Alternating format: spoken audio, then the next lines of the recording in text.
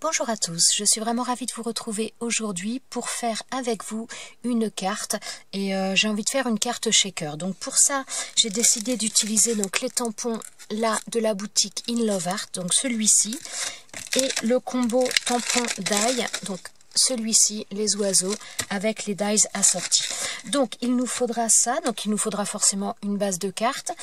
J'ai préparé également de la cartonnette, donc là qui fait 15 cm sur 11 cm, donc je l'ai déjà découpé.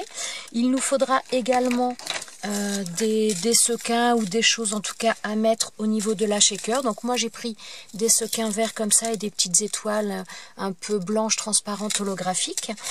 Il nous faudra également alors du rhodoïde. Là je n'ai pas pris de rhodoïde. Pour celles qui n'en ont pas, j'ai encore jamais fait avec ça, mais j'ai voulu tester. J'ai fait des choses à la plastifieuse et il me restait une partie donc qui est passée dans la plastifieuse et que je n'avais pas, où il n'y avait rien à l'intérieur. Donc ça me fait un espèce de plastique assez rigide quand même et j'ai décidé d'utiliser ça pour faire la shaker aujourd'hui. Donc voilà. Il nous faudra également de l'encre. Donc moi j'ai décidé d'utiliser de la Versafine. Et au niveau de la shaker, j'ai décidé d'utiliser également des plaques de mousse comme ça. Donc c'est une mousse qui est assez fine, donc il va falloir que je mette plusieurs épaisseurs pour réaliser la shaker. Alors, pour commencer, donc je prends ma base, enfin pas ma base de carte, mais mon papier donc que j'ai découpé à 15 cm sur 11 et je vais venir faire une fenêtre. Alors après, on peut faire avec une règle, un cutter, ou on peut faire avec un massicot quand on a un massicot dans ce style-là pour faire la découpe à l'intérieur. Après, c'est un choix. Je pense que je vais faire une découpe à 3 cm du bord. Alors, donc je place mon papier à 3 cm plus loin. Voilà.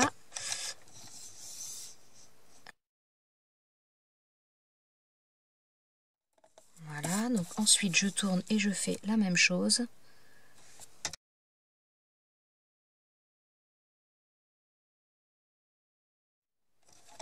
Et voilà, donc là ça donne ma fenêtre qui est faite.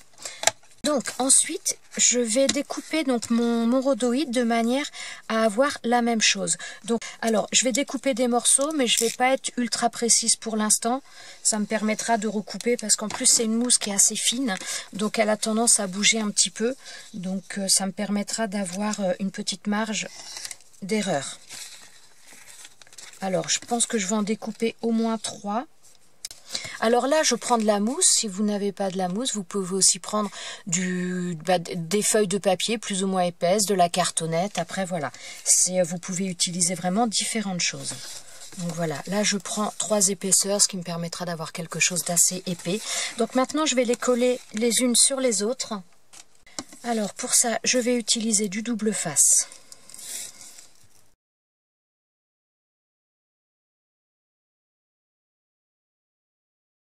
Alors maintenant, je vais coller donc mes morceaux les uns sur les autres.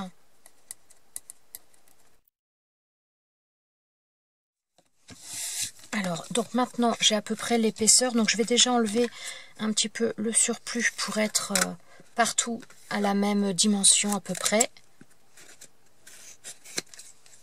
Alors, maintenant, je vais venir poser ça pour faire tout simplement découper le contour.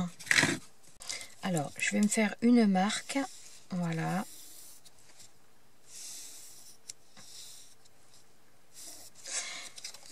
Donc voilà, ça me donne, oui, vous voyez pas très bien, ça me donne ça. Et donc maintenant, tout simplement, je vais prendre le cutter, la règle, et je vais découper l'intérieur.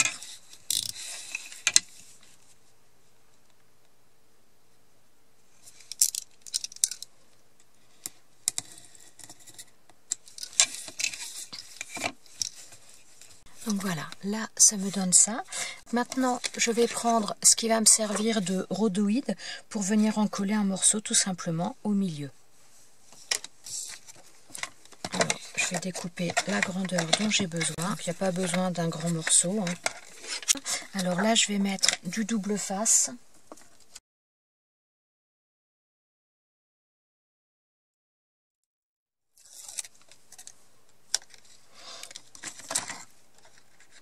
Alors, je mets mon rhodoïde. Voilà.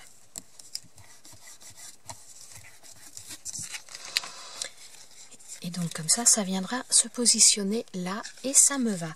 Alors ce que je vais faire par contre, c'est que je vais ancrer un petit peu les bords de ce papier. Donc pour ça je vais utiliser la Distress Oxy de la Vintage Photo. Voilà. J'utilise également donc les embouts, les blenders, je vais y arriver.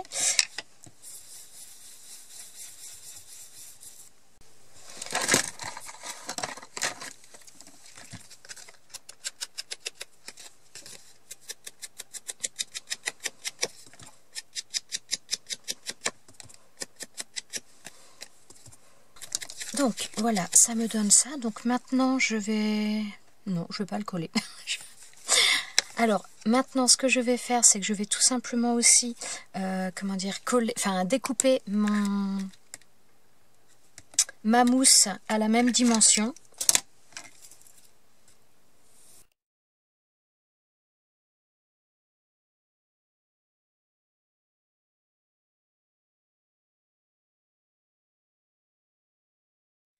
Donc voilà, là ça me donne ça. Donc là en principe tout est bon au niveau de la taille.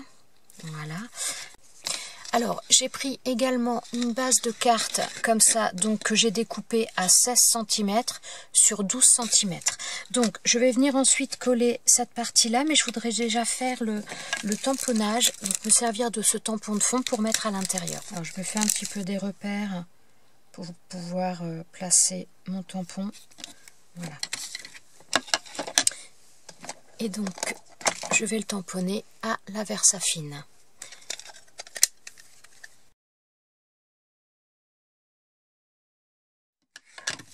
Donc voilà, ça me donne ça. Et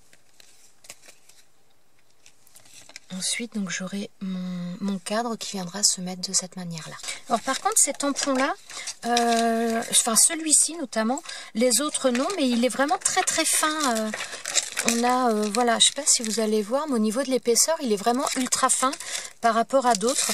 Donc notamment si vous utilisez une presse à tampon, selon l'épaisseur de votre presse à tampon, ça peut être des fois un peu limite au niveau du tamponnage. Alors, je vais placer mon cadre.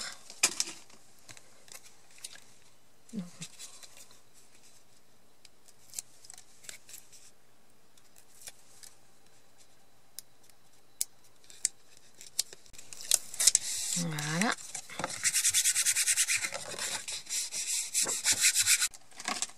Je vais mettre les sequins à l'intérieur.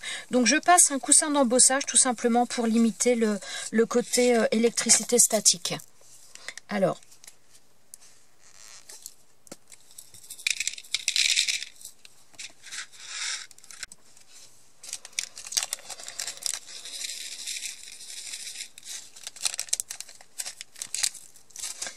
voilà, donc maintenant je vais venir coller le haut, voilà, l'électricité statique est quand même là, donc on limite un maximum. Voilà.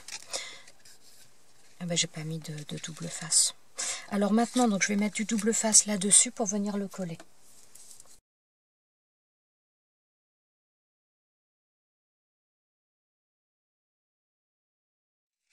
Donc voilà, le côté shaker fonctionne bien, il n'y a pas de souci.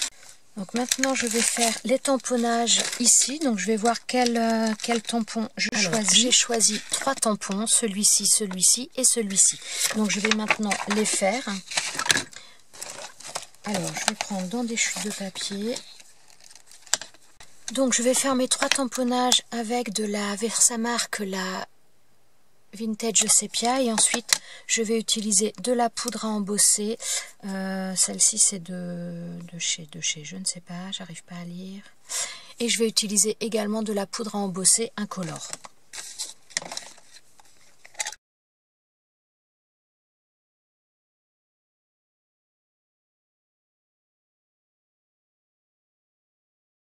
Donc, alors je vais nettoyer mes tampons juste après, mais je vais déjà mettre la poudre à embosser.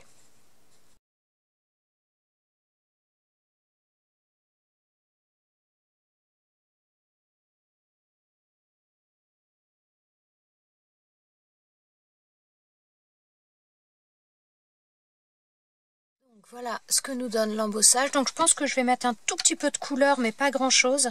Mais je vais mettre un petit peu de couleur dessus. Voilà. Donc là, pour mettre en couleur, je vais prendre ces deux encres là. Et je vais vraiment pas mettre grand chose. Hein. C'est juste, voilà, histoire de mettre une petite touche de couleur.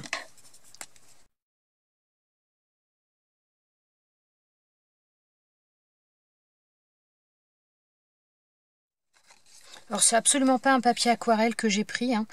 C'est comme la base de carte, donc ça c'est un papier de chez Action. Donc voilà, pas trop d'eau parce que de toute façon il ne le supporterait pas.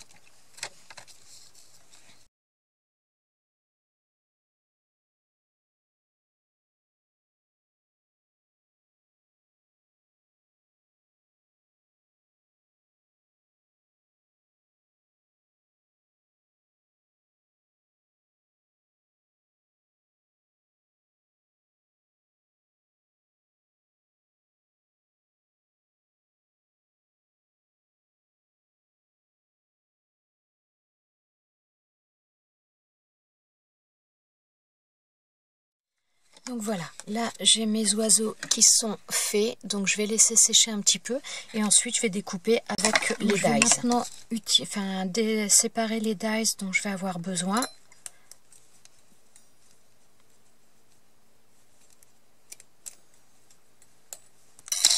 Alors, moi j'enlève toujours les petites branches qui restent, hein. J'ai tendance à les enlever parce que j'aime pas les voir, tout simplement. Alors, j'ai celui-ci.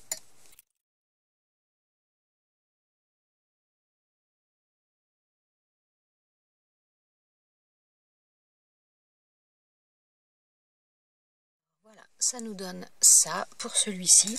Donc je fais les autres. Alors voilà ce que ça nous donne. Franchement, je trouve que les combos d'ail tampons de chez In Love Art sont vraiment très très sympas. Ils sont très sympas, ils sont bien, comment dire, bien coordonnés, il n'y a pas trop d'écart, enfin ils se placent bien, ce qui n'est pas toujours, je me répète, je vous l'avais déjà dit dans une précédente vidéo, mais c'est vrai que des fois quand on a les tampons, les dies, il peut y avoir un décalage où on n'arrive pas toujours à les mettre bien, parce qu'il y a, comment dire, il y a des... ils sont pas parfaits et là franchement il n'y a rien à dire, je trouve qu'ils sont vraiment très très sympas et ils s'ajustent très très bien. Alors je vais prendre le tampon en haut, donc celui-ci, ce tampon là pour le faire là-haut parce que je trouve qu'il manque quand même quelque chose. Ouais, je vais venir le tamponner là-haut, donc toujours pareil avec la Versafine. Oups là, j'ai eu du bol. Donc voilà ce que ça nous donne. Est-ce que je le fais en bas également ou pas?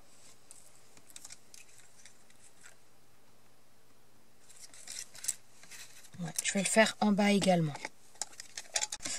Alors voilà, et ensuite donc je vais venir coller mes petites découpes. Donc je vais déjà coller celle du bas. Alors je vais lui mettre du double face.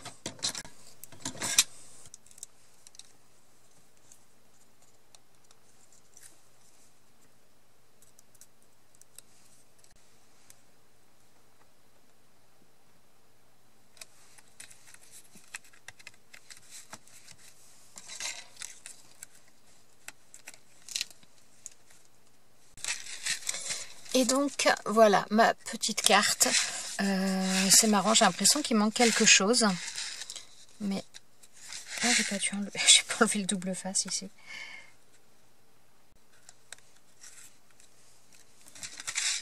Donc voilà pour ma petite carte shaker, assez simple à réaliser, franchement pas besoin d'avoir du matériel de manière spécifique, on peut le réaliser très facilement avec ce que l'on a chez soi. Et franchement j'aime beaucoup ces tampons, les tampons associés avec les dies, je les trouve vraiment très très bien. Le tampon aussi de cette planche là, je le trouve très sympa. Bon, il semble un peu fin au départ, franchement je sais pas si c'est... J'en ai rarement eu des aussi fins que ça chez eux, donc maintenant je ne sais pas s'il va durer, comment dire, si la durée de vie va en être écourtée, je ne sais pas. En tout cas, il tamponne très bien. J'ai rien eu à dire pour tous les tamponnages que j'ai fait. Voilà. J'espère que cette petite vidéo vous aura plu. J'espère qu'elle aura pu peut-être vous donner des idées également. Je vous souhaite à tous une très très bonne journée et je vous dis à bientôt pour une prochaine vidéo. Ciao ciao!